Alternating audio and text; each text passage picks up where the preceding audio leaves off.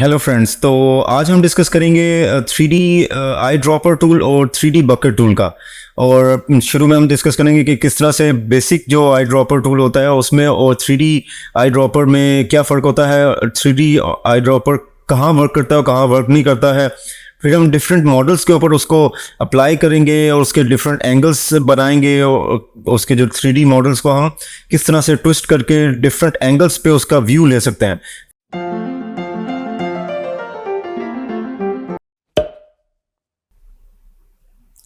ये मेरा एक इमेज खुला हुआ है। आज हम जो डिस्कस करने वाले हैं वो है 3D material eye dropper tool.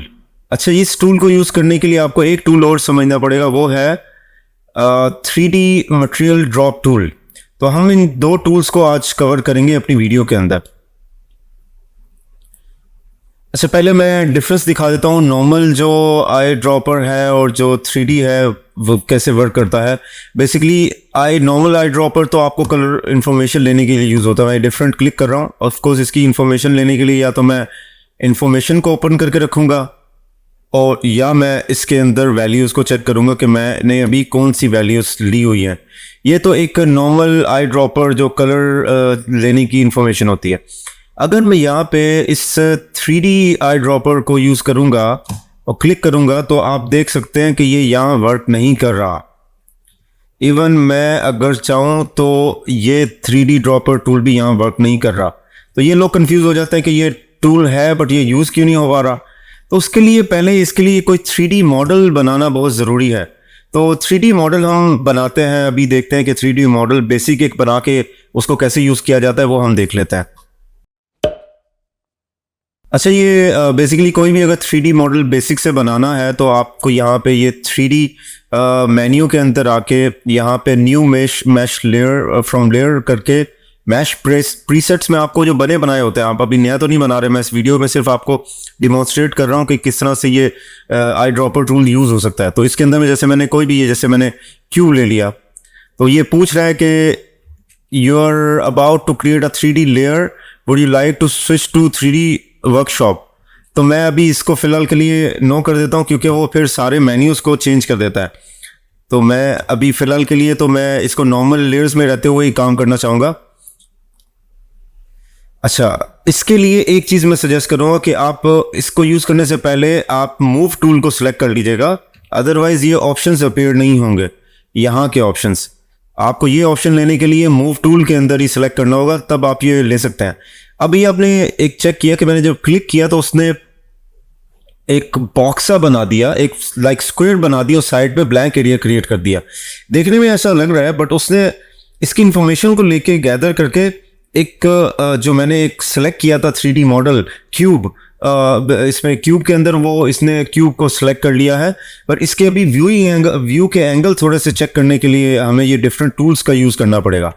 अच्छा, फिलहाल के लिए मैं थोड़ा सा कैनवस साइज इसका बढ़ा लेता हूँ क्योंकि सम टाइम 3D मॉडल्स को देखने के लिए थोड़ा सा बड़ा एरिया होना चाहिए। तो मैंने ये बड़ा एरिया कैनवस कर दिया है।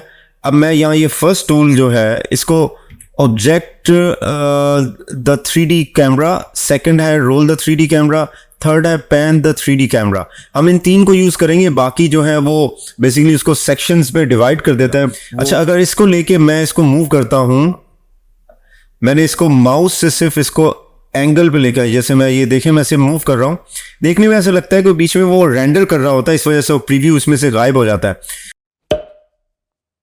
तो ये डिफरेंट एंगल्स में उसको मैं ला सकता हूँ। ये मैंने टॉप पे लेके आ गया, मैंने बॉटम पे लेके आ गया, या मैंने थोड़ा साइड ये ज़्यादा दिखा दी।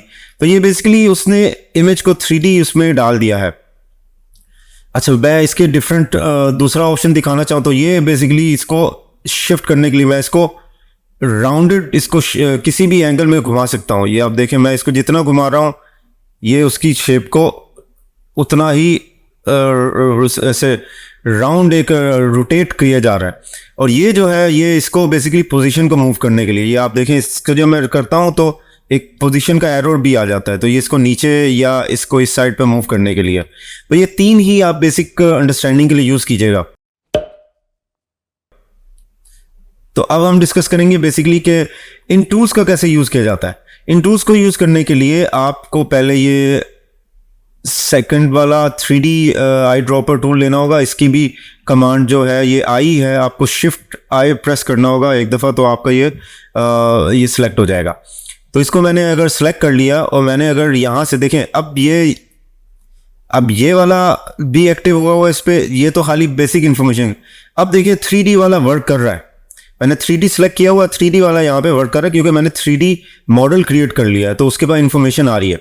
अगर मैं इसको यहाँ पे क्लिक करता हूँ तो आप यहाँ पे देखें, यहाँ पे उसने इसके अंदर इसका टेक्सचर उठा लिया है और एक अपने अंदर प्रीव्यू सा जनरेट कर दिया कि उसने एक पूरे एक एरिया का एज अ इमेज सैंपल ले लिया है। अभी उसने एक कलर की इंफॉर्मेशन नहीं ली, उसने एक इमेज का प्रीव्यू सैंपल्स ले लिया है।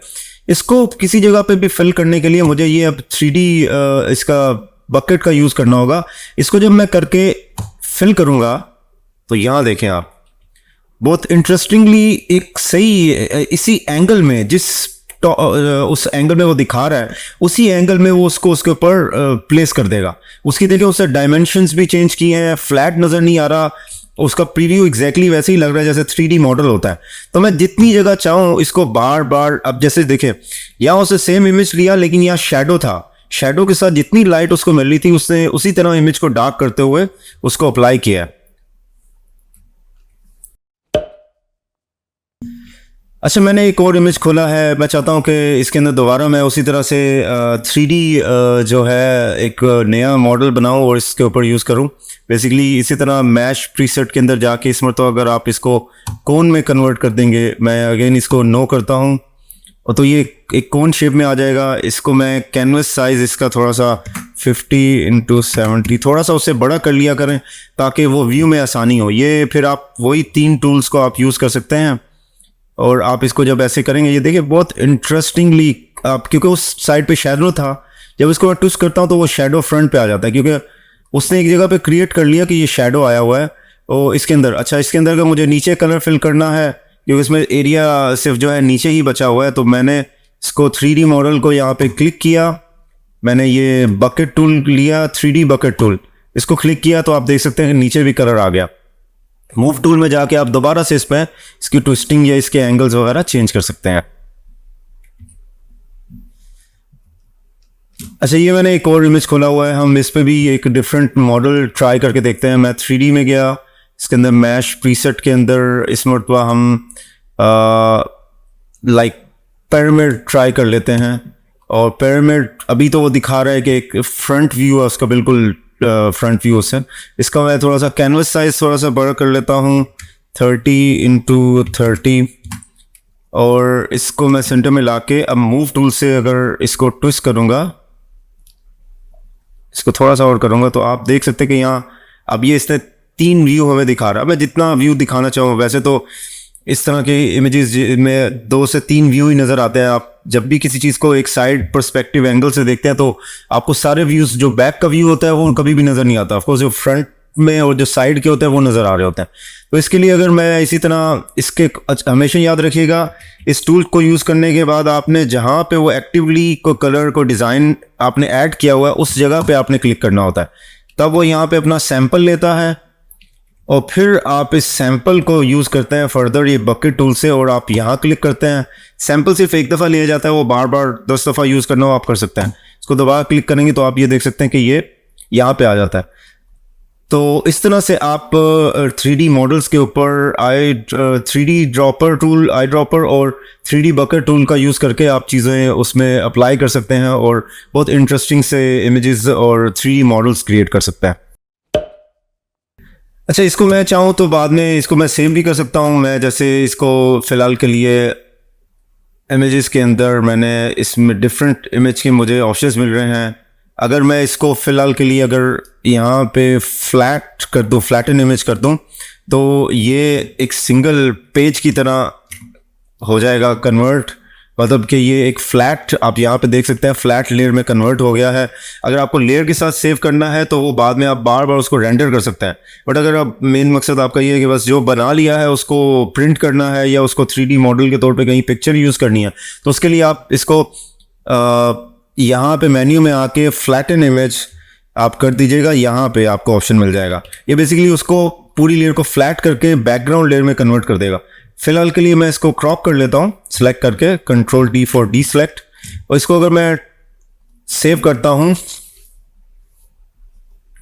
मैं एक नया फोल्डर बनाता हूँ और यहाँ पे टेस्ट क्यूब ये मैं सेलेक्ट करता हूँ और इसको मैं देखें JPG में सेव कर सकता हूँ, या मैं यहाँ बहुत सारे ऑप्शंस हैं उन सब में मैं इसको सेव कर सकता हूँ।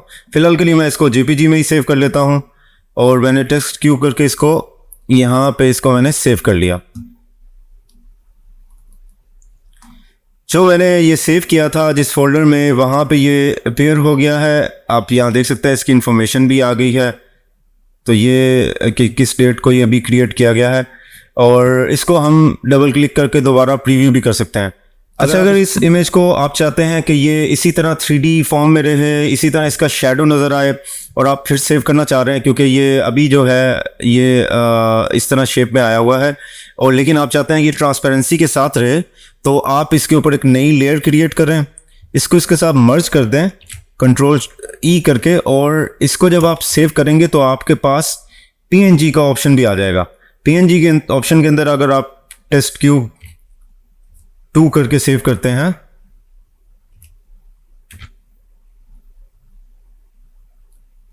तो ये मैंने सेव किया। अब आप अगर इसको चेक करेंगे, इसको ये रेंडर कर रहा है, इसको चेक करेंगे तो ये देख सकते हैं कि ये बेसिकली ऐसे लग रहा है ब्लैक के ऊपर आ गया। नहीं, एक्चुअली बाकी सारा एरिया ट्रांसपेरेंट है, तो इसने इसको इस तरह से प्रीव्यू कर। अब जब आप इसको दोबारा से ओपन करेंगे तो ये पीछे की इसकी ट्रांसपेरेंसी, शेडोज़ वगैरह सब इसके अंदर सेव रहेंगे। उसको आप इसको जगह जगह अप्लाई कर सकते हैं।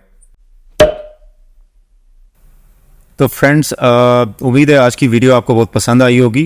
अगर इससे रिलेटेड कोई भी क्वेश्चंस हैं आपके, कोई भी क्यूरीज हैं, आप कमेंट सेक्शन में मुझसे डायरेक्टली पूछ सकते हैं, मैं उस पर आपको आंसर दे दूंगा। आप इस वीडियो को लाइक करें और सब्सक्राइब करें